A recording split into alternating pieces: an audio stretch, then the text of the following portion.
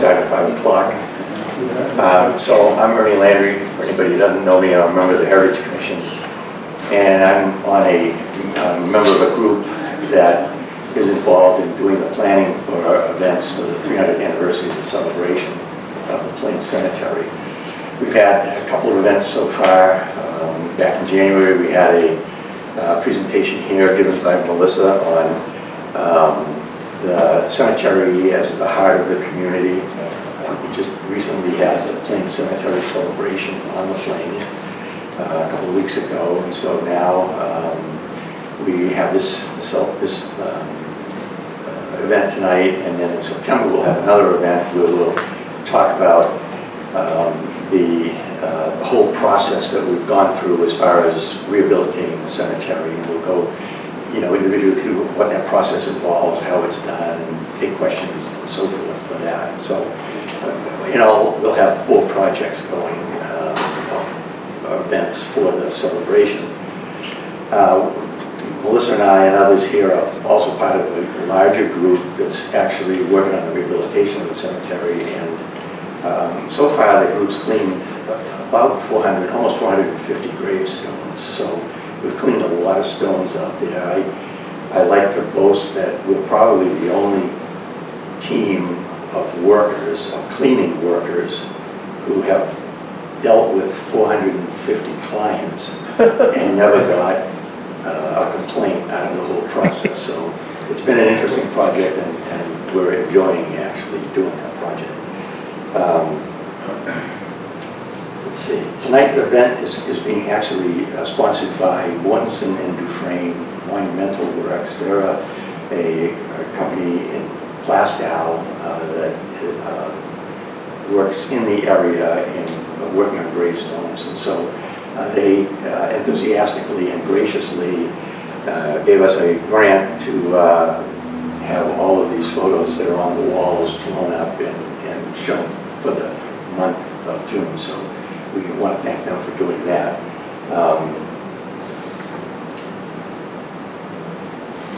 Tonight's talk will be basically about some of these photos, but also Melissa has a much larger program for us tonight, which will be interesting. A couple of housekeeping things to prove out in the back. We will be videotaping the program, and then it will be on our webpage and our Facebook page. And if you'd like to chat with any of us afterwards, that's fine. And when we do the program in September, also we'll have an opportunity for a lot of folks to chat about how the cleaning process goes and how it's done. So I'm supposed to say I'd like to introduce you to our host here, Melissa Mannon, our library director, but I don't think I have to do that. All of you know Melissa as it is right now. Melissa shared a lot of information for us, interesting information with us in the last event in January. So I'm looking forward to tonight, Melissa, to get a lot more information and learn a lot more about the iconography and images and gravestones. So without further ado, Melissa, thank you.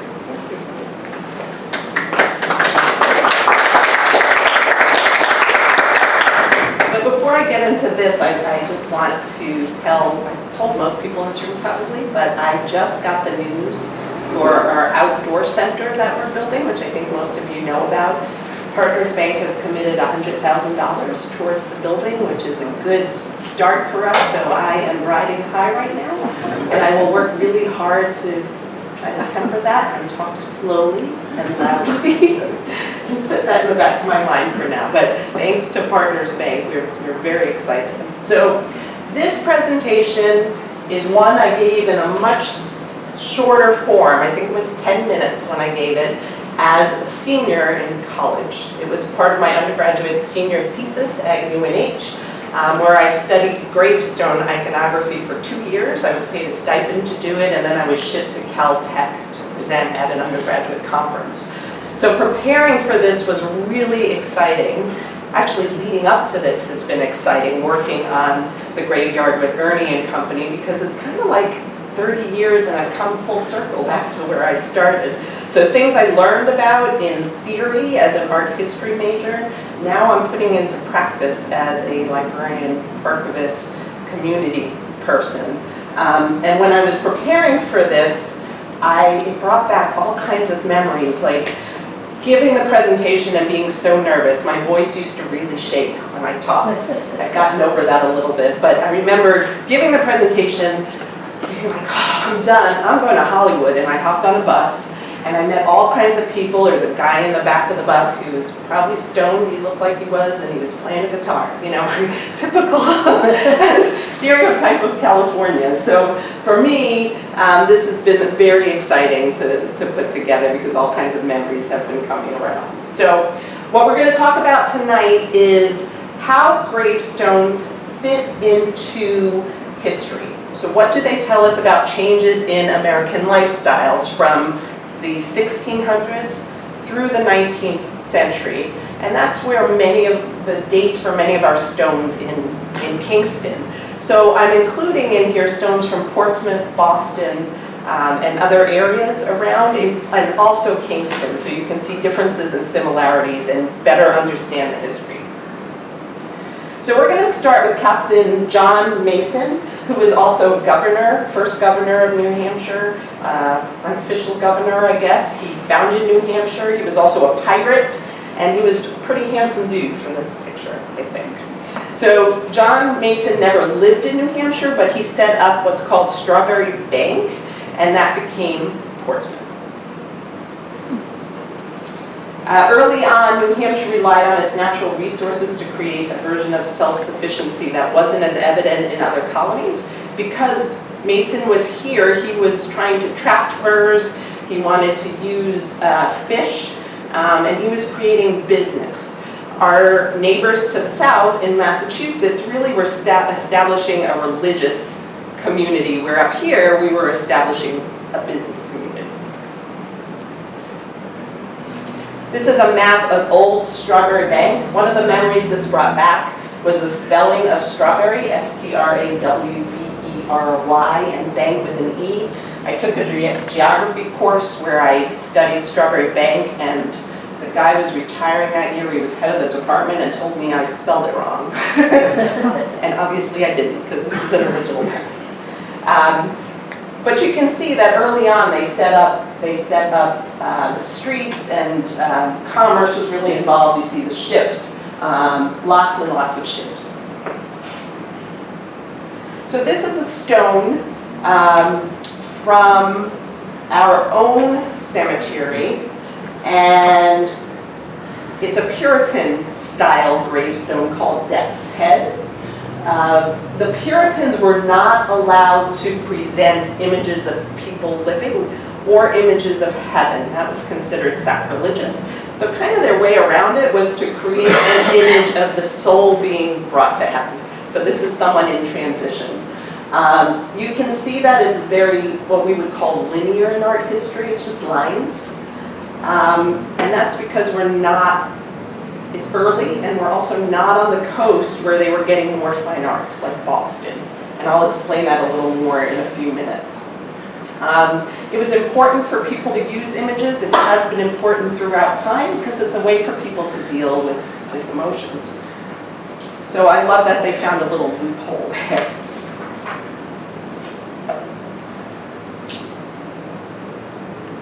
So these are images. This is an image that's closer to the coast. This is from Cambridge, Massachusetts. And they were getting more of the influence from overseas. It was a time of Baroque art, and I've shown you a little picture of what Baroque looks like. You've probably seen European castles and things that have all this fancy leafy stuff. And you can kind of see how this gravestone is not so linear. It's more rounded and more floofy because the artists were more influenced by England. It's kind of like a game of telephone. As the images and the grave carvers moved inwards, the telephone chain gets messed up a little, so the art is not quite the same.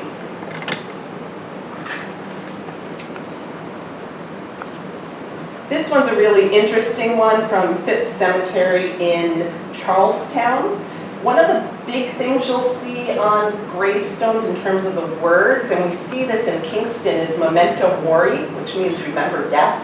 The Puritans really were focused on death and what was going to happen to them after they died. And then Fujiwara means time flies. And you can see all of that in the imagery here. You see the hourglass shape, which was very common on stones at this time. We're talking the 18th century. You see the death's head there. You see a scythe, which the Grim Reaper uses for death. You see the bones. And the shape of the gravestone is in the shape of the gates of heaven. And if you've been to Kingston Cemetery, you've seen those stones. As soon as you walk in, you see that image. We're going to see in a second images with skeletons.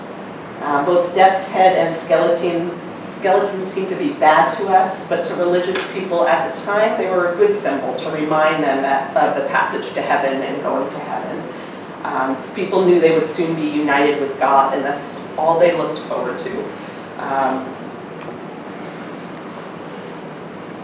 So here are some skeletons. This is in Portsmouth, again closer to the coast, so not so linear as what we have here. And here you go, this skeleton just relaxing on this side. More skeletons. We also see some vegetation here. The vegetation shows God's bounty on earth. And when you think of the colonies, you can also relate it to the bounty that we have in New England. All of this forestry, all of this wealth in terms of natural resources that we were coming to appreciate. Here's Death's Head, and it's a double stone, and you can see the heart on there. That's a symbol that you see in Kingston as well. The heart represents Christ, or living with God. This is a Kingston stone. You can see it's much simpler. It's linear. You see the heart inside a coffin there. And look how it really is simplistic. Even the carving of the stone is. And you'll see this sometimes in Boston, but you're more likely to see it as you move more inland. Here's some more of the vegetation. This is the Granary Cemetery in Boston. If you've never been there, I highly recommend it. It's really, really fascinating. The stones are really, really different there. So at this time, just to remind you, we had a bunch of people coming up with a bunch of ideas for the Enlightenment. There was John Locke, Jean-Jacques Rousseau, Voltaire, Montesquieu, and Immanuel Kant. They advocated for natural rights of life, liberty, and property. They argued for a social contract for the common good, for freedom of speech, religious tolerance, separation of church and state, separation of powers in government, and ethics. Also at this time, Pompey's ruins were discovered. This is 1599, so a little before these stones. But the ideas were starting to change in Europe, and they were coming to the colonies through Boston and the seaports. They were aiming to provide the greatest happiness for the greatest number of people, which was really different from what the Puritans were advocating. The Puritans believed that your fate was predestined, so as soon as you were born, they knew whether you were going to, God knew whether you were going to heaven or not, but they tried to convince all their neighbors that they were one of the people going to heaven, that they were good. So they lived a good life to try to convince others, not to convince God to let them into heaven. But these people were saying, no, people, we need to live a good life on earth. People need to do good things, do the best things for the most people. And this was a really different point of view at this time. So John Locke was an English philosopher. He inspired the Enlightenment. He inspired the U.S. Constitution. He advocated for tolerance. And I think he's a less handsome dude than John Mason. So as the ideas began to change from Puritanism, we start to bring in more symbols and some mythology. As I said, Pompeii had been discovered in 1599, so we were starting to look back towards classical ideology. Here you see little cupids with the gravestones. and some with the timer. And we've seen these images before, but the cupids, later on you'll see, actually I think it's the next picture. It makes it more understandable, but these cupids represent mermaids. You can see they don't have legs in this one. There is a biblical story about mermaids carrying the soul to heaven, and it appears often in mythology, and sometimes you'll see it on stones. They're called dagons, but they're also known as mermaids. These are not images you see here, but I think they're fascinating. This is my very favorite stone. It's called the capping stone. It's very, very famous in American art history and in gravestone art. You can see a lot of the elements that we've already talked about. So you see the death's head with the wings above. You see the hourglass. But then below, you see Father Time trying to stop the angel of death, or whatever you want to think of as death, from snuffing out the candle of life. So you can see that the imagery is changing a little bit. And this one is obviously much fancier. You can see kind of Baroque influences with all of the, I can't think of the right word for the leaves there. But it's definitely probably someone who had some money, and definitely not something you would necessarily see in the interior of the colonies. These images were not just coming over through gravestones, they were coming through other forms of art. And here's a case of something called and I'm going to mispronounce it, I don't know Latin, Hore Lyricae. It's a collection of hymns and poems that was first published in 1706. And the writing below says, "To everything there is an appointed time." So basically we're still thinking about death. We're transitioning to a new way of thinking, but yet that focus on death is still there. And you can see the gravestone artists translating what they're seeing in print to stone. And here's another version of it. This is at King's Chapel, which is the Anglican chapel down in Boston. Interesting thing about King's Chapel, I don't know if you've been there, but they were so afraid of the revolutionaries. They needed to expand their church, and they worked from the inside of the church to expand it out rather than setting up on the outside, because they needed to protect themselves. Just a story I remember, fascinating. This is from Marblehead, Massachusetts, another coastal town.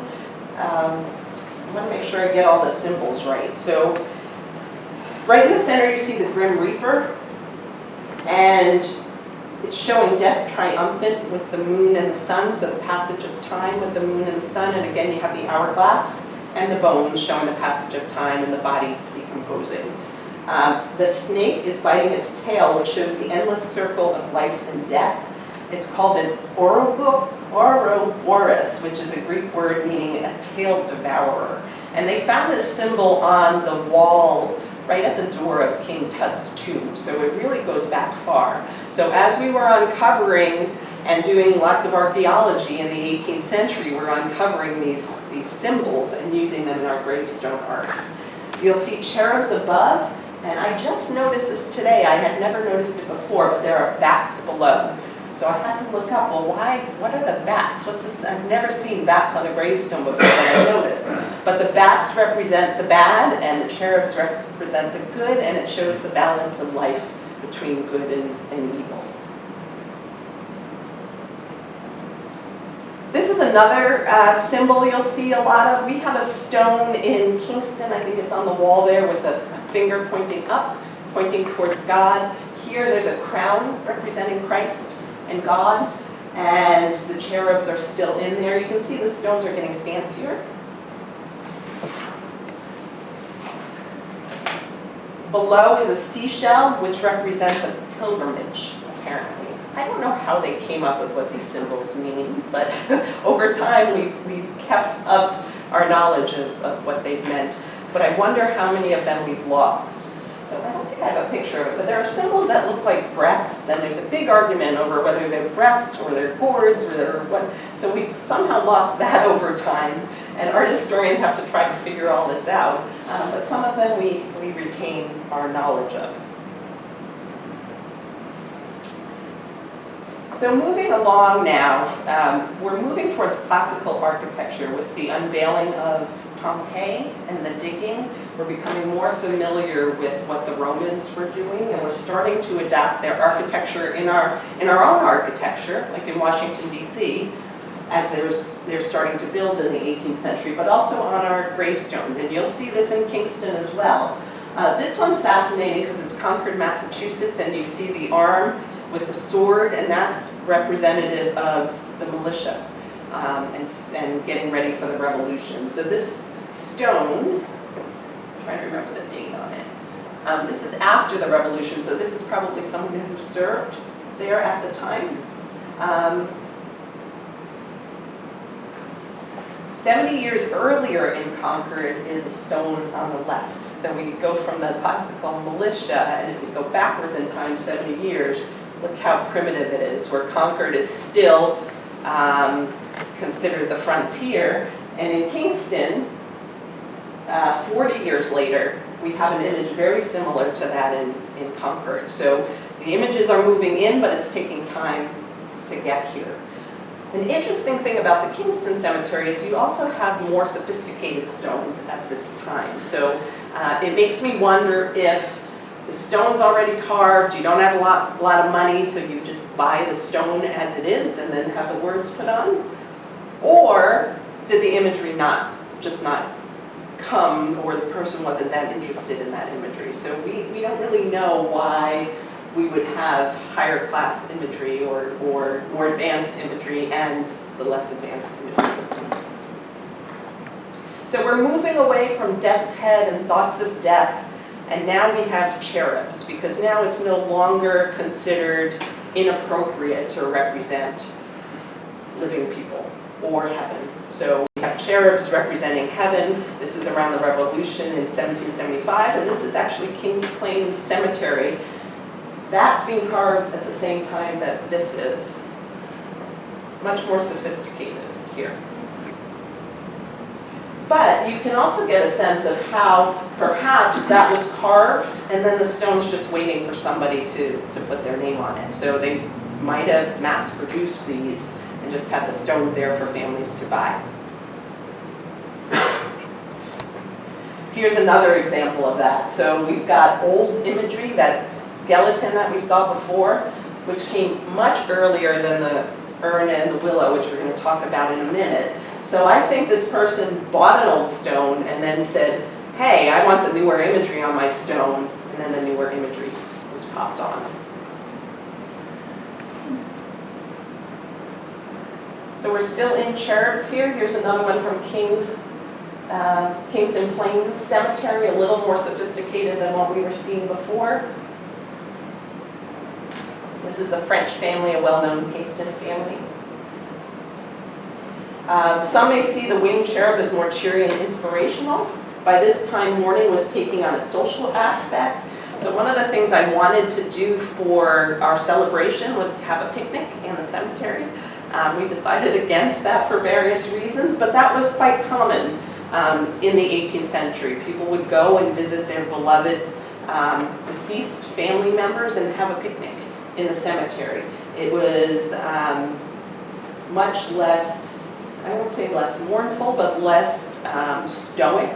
In fact, the Puritans wouldn't even go to the gravesite. That was considered a little bit sacrilegious, but also superstitious. So they wouldn't say prayers at the gravesite. They would just bury their dead and be done with it. Where now we're moving into a period of mourning and romanticism and remembering people for who they were.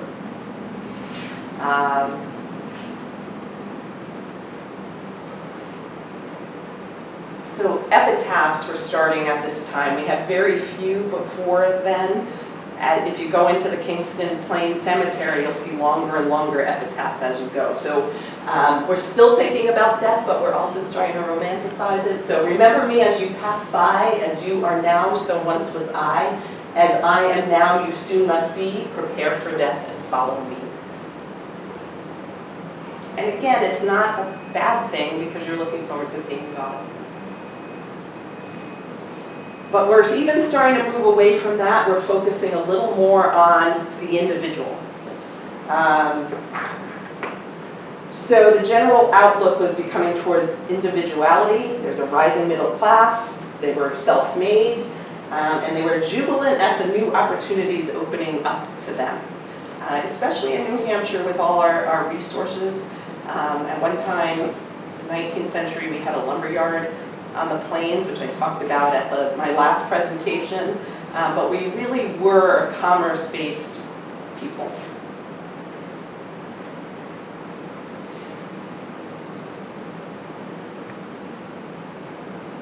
This is a likeness of Reverend Shear Jashub, born from Roxbury, Massachusetts, and you can see how that winged cherub is starting to look like a real person, like maybe this is really based on the Reverend, it's not just a anybody picture.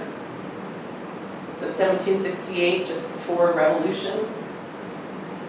In the meantime, we're getting all this high art coming in. Our artists in the colonies are now starting to be trained overseas. John Singleton Copley, whose pictures you'll see at the MFA down in Boston, he's one of the big artists represented there, was doing pictures like this.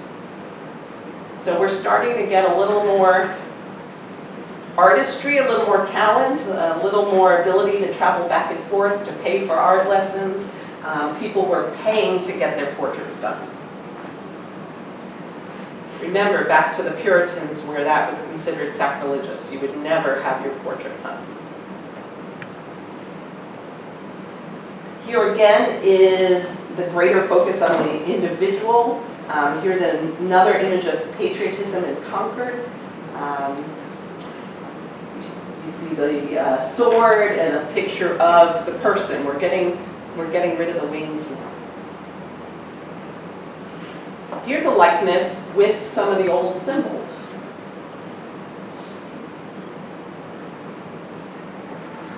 And now we've even moved from that and we're showing a person's occupation. They're proud of who they are. They're proud to be the captain, or in this case, the lieutenant of the Marines on board the continental ship Trumbull.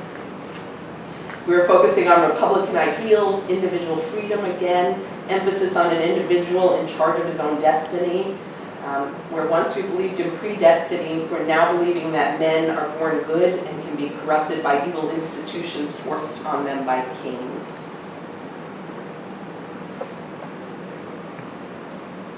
This is some more of the imagery that's coming over from overseas, so not just portraits, but classical images. This is Agrippina landing at Brindisium with the ashes of Germanicus, which is a well-known story. They believe that Germanicus was poisoned, typical myth. Even though there's a religious feel to it. If you look at Agrippina, she looks kind of like a Madonna. So here we are combining religious imagery with the classical imagery. And the gravestones are being influenced by this. Now we're diving full into Romanticism. Romantic movement was the idea of man having the power and romanticizing nature and thinking about manifest destiny. This is by someone named Thomas Cole, who again, you'll find a lot of his paintings down at the MFA. And the idea of, wow, look how beautiful nature is and man can command it. We're starting to think of ourselves as, I won't say as gods, but people who have control, where we never had control before. And now the classical images are really showing up on the stones. We believe this is the first really classical image in the toga.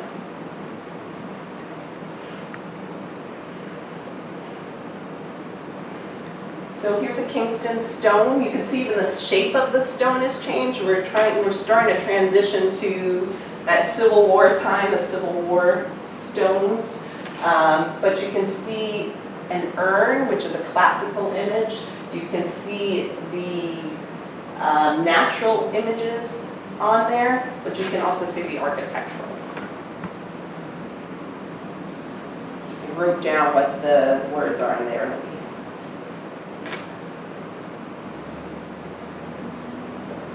see if I can read it. It's, "Friends nor physicians could not save my mortal body from the grave.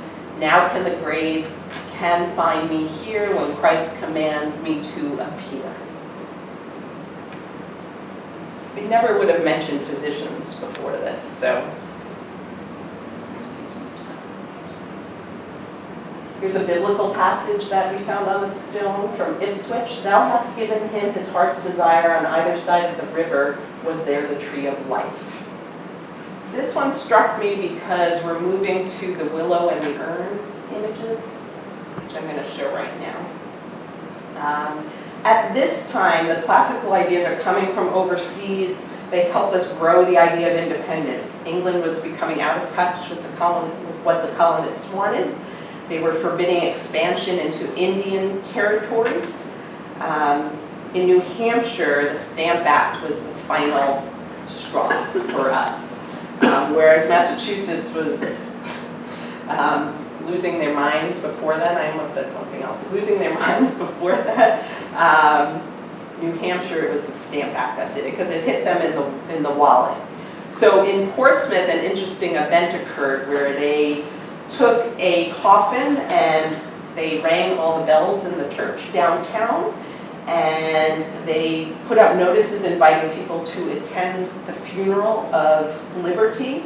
A parade was held in Portsmouth with the coffin, and the sign that they had read, "Liberty aged 145, stamped." And that was our foray towards revolution.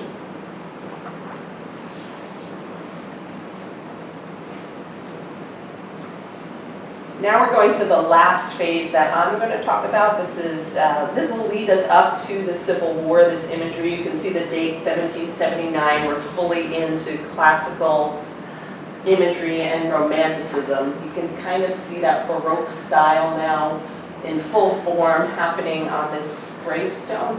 The urn as something that carried ashes. We didn't know what an urn was back then. We just took it from classical imagery, and then eventually we figured it out. We also didn't have willows here, but you just look at the willow and it makes you think of mourning, that shape. So again, we're taking their imagery, but we don't necessarily know what the image stands for. This is one of the better known stones in New England. This is the John Hurd stone. This is 1784. Again, you can see the Baroque influence. This is in Durham. This is a family plot there. If you walk around at the college, you'll eventually stumble across this, but you can see it's more of a linear feel. The willow is not as plump, but it still has all the elements of classicism. And this is my favorite stone at Kingston Plains Cemetery. Whose stone is this? Susanna, do you know? Offhand? I want to say Bartlett, but I'm not sure. I have to figure that out. But this one is really unusual compared to earlier ones because it shows the person in mourning. Before we didn't care about the person in mourning, we only cared about God. But now we've come really, really far from that, and we're actually focused on the people who remain. Puritans would not have understood that at all. They don't count these people who remain in the Puritans' minds. But now, 150 years later, this is our focus. This is the individualism, and this is the move towards republicanism, and this is the move towards focusing on our own commerce and on the importance of life on Earth. It's interesting that it's on a stone for Susanna, but yet the picture is of her loved one. This is another stone from our cemetery. Linear, but yet fancy linear, and it's got something called stippling, that's all the little dots. So the artists are really caring about filling that empty space and really making it artistic based on all these images that they were seeing. They're not just putting the name of the person on there and a quick image. They're filling the whole stone and really thinking about the composition of everything. This one's interesting to me. This again is Kingston because there's two willows. I don't know why there's two willows. Did the artist just decide to do that, to fill space?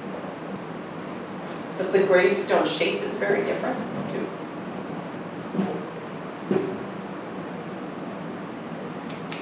This is the stone I cleaned, or the first stone that I cleaned. Elizabeth feels like family to me after cleaning this stone, and I love her epitaph. And there are several epitaphs with this, saying she doth what she could. Again, focusing on life on earth, not what's going to come for her, but she did what she could in this life.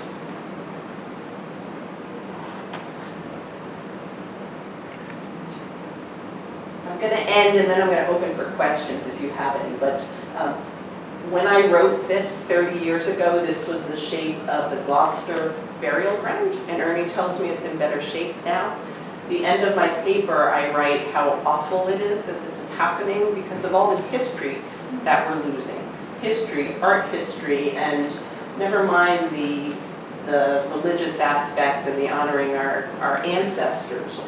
I am so happy to be part of what Ernie's doing and fixing the stones in Kingston because it's important. We have a lot to learn from them, and they're valuable for a sense of community, and those in this room know that that's a big deal to me. So I'm glad to hear that Gloucester is fixing what they've done, and I am so pleased that Kingston is too. Thank you.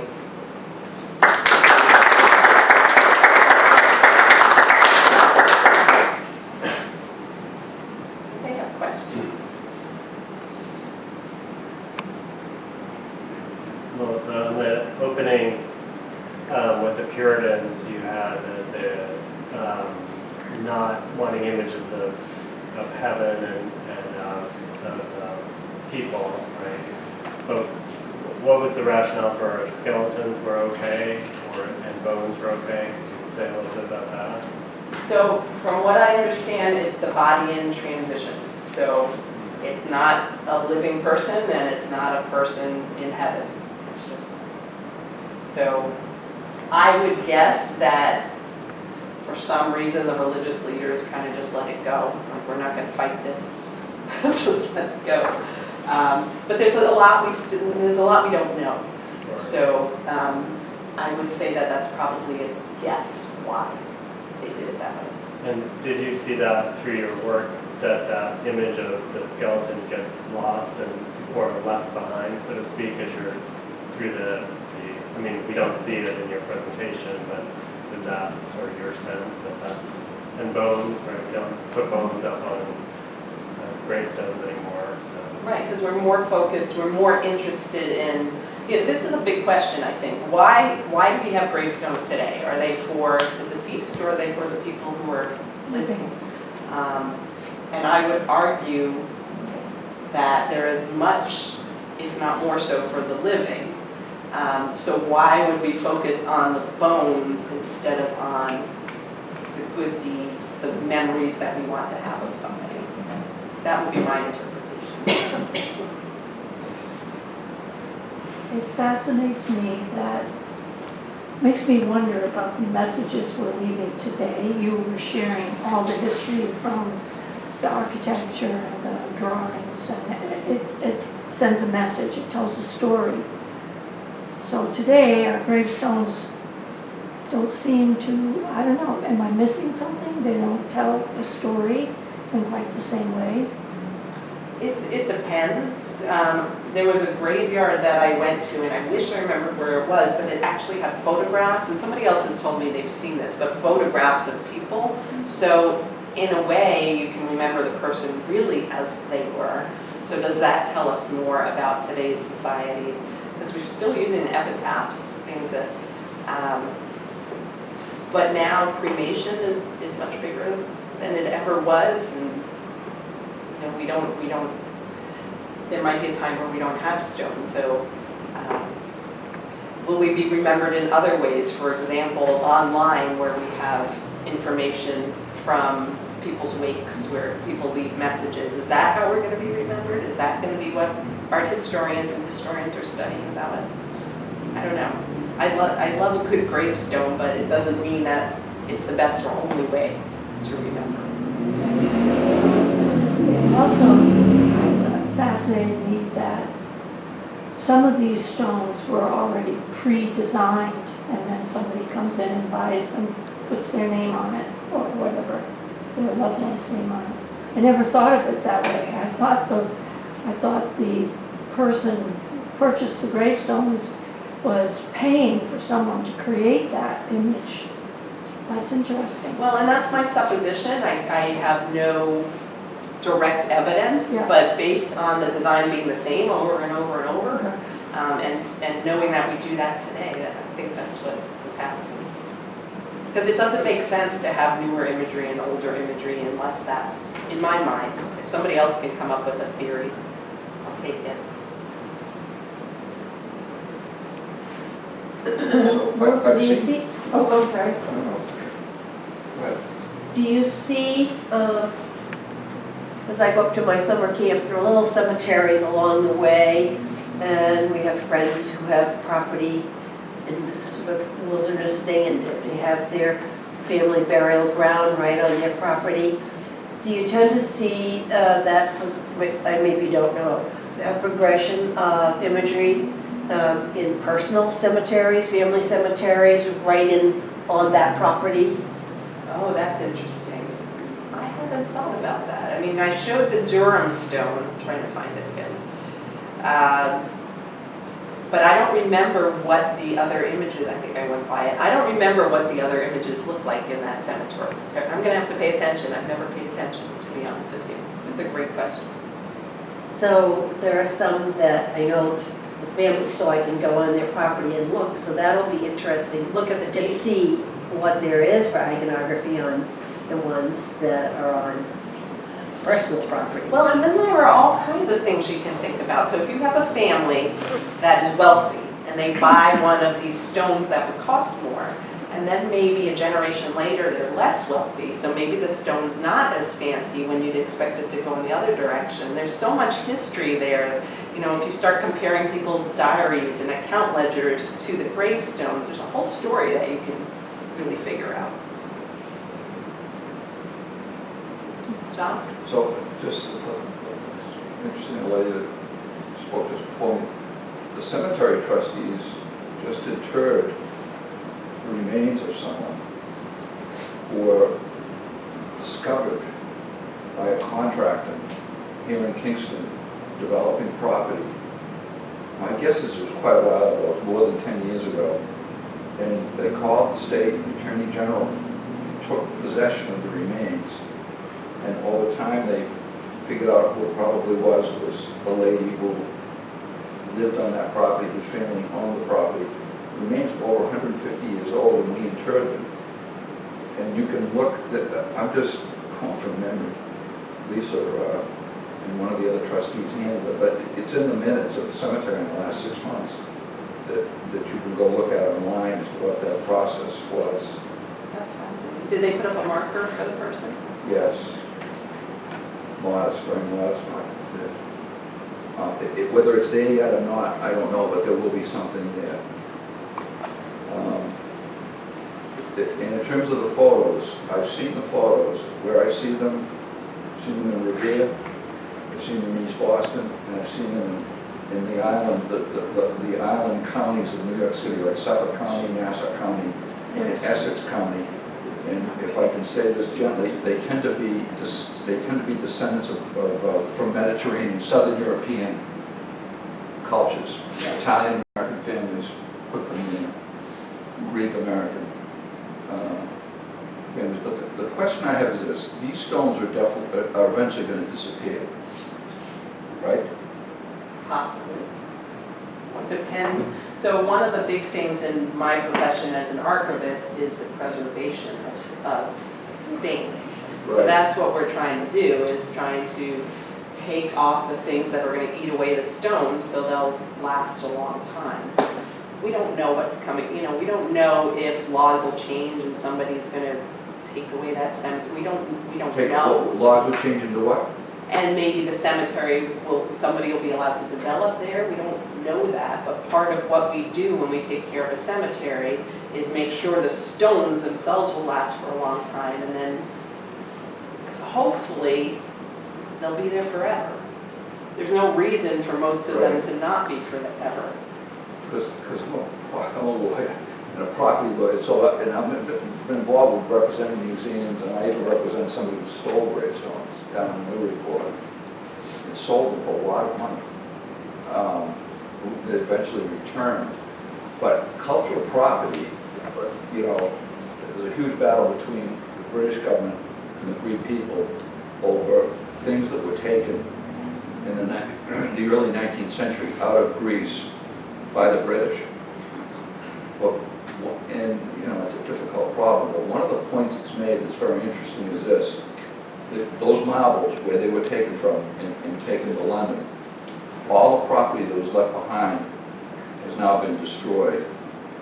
So the reality is with those marbles have even, the point that the British curator makes is, they probably wouldn't even exist today to argue about if in fact the colonial power hadn't excavated it. Well, then you think of the tomb robbers for Egypt. Right. You know, those things. Or British too.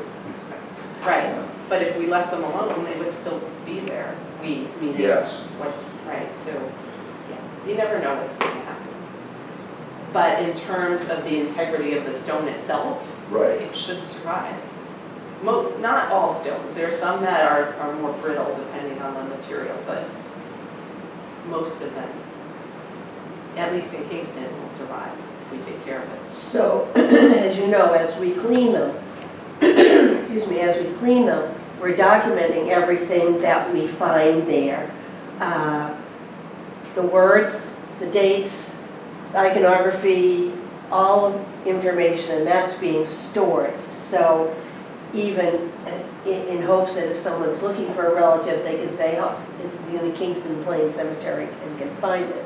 But even if the stone itself were gone, stolen, disintegrated, moved, whatever, as we document each one, they could be found electronically, if you will, in whatever that The database. the database is. I can't remember what the name of it is, but Find a grave, and then the software that we have here. Cemetery, Cemetery, yes, right, Yes. urn mills, yeah. The MFA has some stones too, and I was surprised. I remember when I first saw them there, but they were stones that had been toppled over that they felt they couldn't repair, so they took them into the museum. So that's. And what was the reaction to that? Was there, let me be more specific, was there any negative reaction to that? My reaction was negative when I first saw it, because we consider these open air museums, which is what Glenn was saying at the tour. But if that's the only way you can preserve the stone for whatever reason, then maybe that's what had to be done. I don't know their reason for doing it. I never talked to the curator. They've done a lot more than that.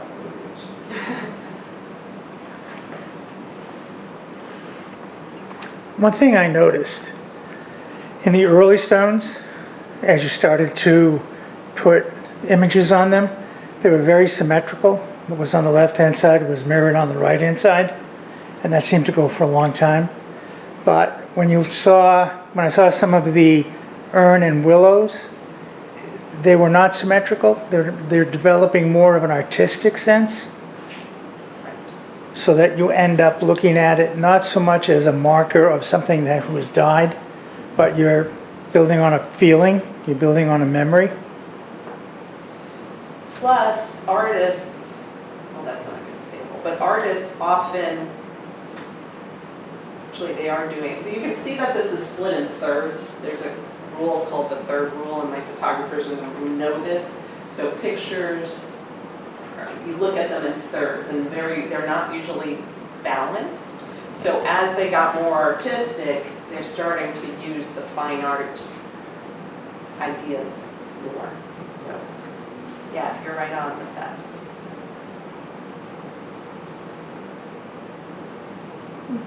Anything else anyone noticed?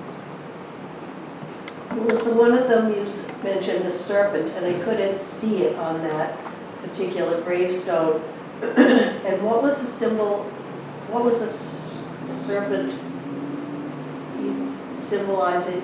You see his head over, Oh, yeah. yeah. So it's symbolizing life and going on and on and on and on. Where does he start? I don't see the serpent. Where is it? That's his head, it goes all the way around. Oh, the whole thing. The whole thing. Okay, thank you. I suppose that's biblical and that, snake. Well, it comes out of mythology, but I'm sure it's biblical too.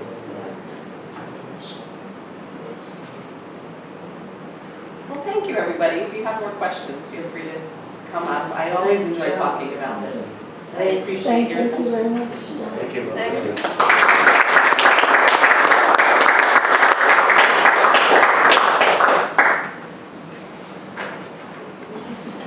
Please help yourself to some food if you'd like. We have water back there too.